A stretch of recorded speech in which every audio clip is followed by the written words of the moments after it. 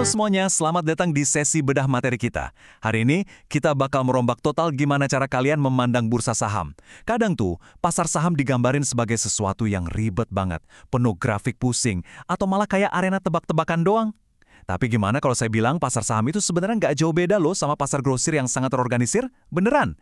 Hari ini kita bakal bongkar aturan main di Bursa Efek Indonesia atau BI pakai kacamata seorang pemilik bisnis sungguhan yang lagi belanja barang grosiran dengan batas kecepatan yang aman. Yuk, siap-siap, karena cara kalian berinvestasi bakal berubah drastis setelah ini.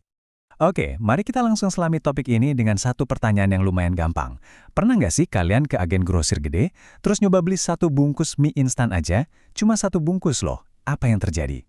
Pasti ditolak kan? Pedagangnya nggak bakal mau ngelayanin kalau kalian cuma beli eceran. Nah, skenario sehari-hari ini sebenarnya adalah fondasi paling dasar dari cara kerja pasar modal kita. Coba kita lihat perbandingannya. Konsep beli eceran itu ya cuma beli satu bungkus. Tapi kalau konsep beli grosir, kita tuh diwajibkan buat beli dalam satu unit minimum. Katakanlah, satu dus isinya 40 bungkus. Di pasar grosir, 40 bungkus itulah unit terkecil yang bisa kalian bawa pulang. Ingat, aturan ini dibikin bukan buat nyusahin, tapi justru buat nyiptain efisiensi dalam skala besar. Dan pola pikir kayak gini nih, yang jadi langkah pertama kita, buat paham apa artinya jadi seorang pemilik bisnis betulan, bukan cuma sekedar pembeli eceran biasa. Jadi, gimana sih aturan main fisiknya? Pertama, jelas, harus beli per dus. Kedua, soal tawar-menawar. Kita nggak bisa nawar turun seenaknya, misal turun Rp1, Rp2 gitu. Nggak bisa. Ada kelipatan tetap yang udah disepakati, kayak lompatan Rp50 atau Rp100. Tujuannya apa? Biar prosesnya cepat dan nggak berbelit-belit. Dan yang ketiga, ini penting, ada rem dari pengelola pasar. Coba bayangin kalau tiba-tiba orang panik dan harga barang melonjak gila-gilaan, pengelola pasar berhak menghentikan transaksi sementara biar situasinya nggak makin bahaya. 3 aturan ini sukses bikin pasar nggak jadi terlalu rumit, lambat, atau berbahaya buat pesertanya. Bagian 1. Dari pasar ke bursa. Sekarang, mari kita lihat gimana aturan pasar grosir tadi bisa kita terapkan langsung ke operasional Bursa Efek Indonesia. Mirip banget sama pengelola pasar grosir tadi, Bursa Efek Indonesia atau BEI itu nggak membiarkan transaksi berjalan liar gitu aja. BEI punya parameter operasional yang sangat terukur. Tujuannya cuma satu, menjaga keteraturan dan likuiditas. Bursa saham itu diciptakan bukan buat arena judi yang asal-asalan, tapi sebagai wadah transaksi yang rapi banget buat para pemilik bisnis sejati yang pengen mengakuisisi kepemilikan sebuah perusahaan. Bagian 2, lot dan fraksi harga. Nah, sekarang kita masuk ke aturan teknis keuangannya.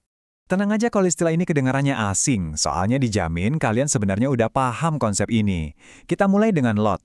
Definisi lot ini adalah satuan standar perdagangan saham di BEI. Balik lagi ke cerita awal kita, lot ini tuh versi pasar saham dari satu dus grosir. Waktu kalian beli saham, kalian kan lagi mengakuisisi bagian dari sebuah bisnis nyata nih. Jadi kalian nggak bisa belinya ketengan atau eceran. Kalian harus belinya per dus alias per lot. Dan ini dia angka pentingnya, 100. Di bursa kita, satu lot itu nilainya persis 100 lembar saham. Nggak kurang, nggak lebih. Kalian nggak bisa beli cuma 50 lembar atau 99 lembar, harus minimal 100 lembar. Angka 100 ini adalah tiket masuk minimum absolut buat kalian bisa resmi jadi bagian dari kepemilikan sebuah bisnis. Biar lebih kebayang, mari kita hitung-hitungan gampang aja. Kalau kalian ngelihat sebuah perusahaan bagus yang harga sahamnya Rp1.000 per lembar, jangan mikir kalian cuma butuh uang 1.000 perak ya.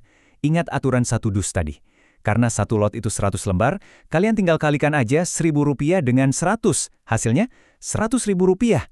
Nah, Rp100.000 itulah modal minimum kalian, di luar biaya transaksi ya, buat beli satu dus kepemilikan di bisnis itu. Gampang banget kan ngitungnya? Selanjutnya ada yang namanya fraksi harga atau istilah kerennya TIC. Ini adalah satuan perubahan minimum harga saham waktu tawar-menawar terjadi. Ini sama persis sama aturan lompatan harga di pasar grosir tadi, di mana pedagang udah sepakat kalau nawar harga itu cuma bisa naik atau turun di kelipatan tertentu, misalnya Rp50 atau Rp100. Nah, yang paling menarik dari rentang harga ini adalah gimana sistemnya memaksa terjadinya keteraturan. Untuk saham dengan rentang harga antara Rp200 sampai Rp500, fraksi harganya itu Rp2. Maksudnya gimana? Kalau saham lagi di harga 200, kalian nggak bisa iseng nawar di harga 201. Nggak bisa. Sistem bakal otomatis nolak tawaran kalian. Kalian diwajibkan ngikutin alur dan nawar di 202, terus 204, dan seterusnya. Ini ngebikin arus transaksi jadi sangat teratur, sistematis, dan tentunya adil buat semua orang di pasar. Bagian 3. Rem otomatis ARA dan ARB. Sekarang, coba kita perlambat ritmenya sedikit karena kita bakal ngebahas sistem keselamatannya nih. Fitur ini namanya auto rejection. Gampangnya, ini tuh penolakan otomatis dari sistem bursa kalau ada harga penawaran yang udah kelewat batas wajar. Anggap aja ini kayak batas kecepatan maksimum di jalan tol keuangan kalian. Auto rejection ini berfungsi luar biasa untuk menekan risiko lonjakan atau anjloknya harga harian, jadi investor sejati kayak kalian bakal terlindungi dari volatilitas yang membabi buta. Terus gimana sih cara kerjanya secara real time? Langkah pertama, bayangin ada satu harga saham yang tiba-tiba melesat naik nggak karuan atau malah anjlok parah gara-gara panik massal. Di langkah kedua, sistem cerdas BI bakal langsung mendeteksi kalau ini tuh bahaya, ibarat mobil yang ngebut kebangetan atau ngerem mendadak. Nah, di langkah ketiga, auto rejection ini langsung diaktifkan. Perdagangan di luar batas wajar itu otomatis ditolak. Bener-bener kayak nginjak rem darurat buat mencegah tabrakan beruntun di pasar saham. Auto rejection ini dibagi jadi dua jenis. Yang pertama ada ARA atau auto rejection atas. Ini batas kenaikan paling tinggi. Misal batasnya 25%, kalau harga udah naik sampai titik itu, sistem gak bakal menerima order beli yang lebih mahal lagi. Terus pasangannya ada ARB, auto rejection bawah. Kalau harga anjlok sampai batas ini, sistem bakal nolak order jual di harga yang lebih murah. Ini ampuh banget buat mencegah yang namanya panic selling. Jadi jangan anggap ini regulasi yang ngebosenin ya. Ini justru jaring pengaman psikologis dan finansial yang krusial banget buat ketenangan kalian sebagai investor. Bagian 4. Pola pikir pemilik bisnis. Jadi, poin krusialnya adalah memahami aturan teknis tadi itu bukan buat dihafal buat ujian, tapi buat ngerombak cara kalian menyusun strategi jangka panjang.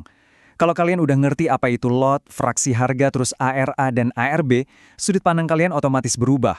Kalian jadi sadar kalau pasar itu berjalannya sistematis banget, modal kalian terlindung dari volatilitas harian yang gila-gilaan, dan pembentukan harganya juga sangat transparan. Yang paling penting, aturan ini aktif mencegah aksi spekulasi liar dan judi. Jadi pasar saham itu bukan kasino yang berantakan, melainkan platform yang sangat rapi untuk mengakuisisi perusahaan-perusahaan hebat. Coba kita resapi kalimat ini sejenak. Mekanisme ini bertindak sebagai jaring pengaman agar investor bisa tidur nyenyak. Bener banget kan? Aturan-aturan ini dibikin bukan buat ngebatasin keuntungan kalian, tapi murni buat ngelindungin kalian sebagai pemilik bisnis dari kekacauan yang dibikin sama spekulan jangka pendek. Kalau kalian berpikir selayaknya pemilik bisnis beneran, keamanan dan stabilitas itu justru sahabat terbaik kalian. Sebagai penutup sesi bedah materi kali ini, saya mau ninggalin satu pertanyaan yang lumayan provokatif buat direnungin. Waktu kalian buka aplikasi investasi kalian besok, apakah pembelian saham kalian itu cuma sekedar tebakan buta karena ikut-ikutan? Atau itu bakal jadi sebuah akuisisi bisnis grosir yang direncanakan dengan sangat matang, terstruktur, dan bervisi jangka panjang? Pilihan ada di tangan kalian sepenuhnya. Terima kasih banget udah ngikutin pembahasan mendalam ini, dan selamat membangun kerajaan bisnis kalian sendiri.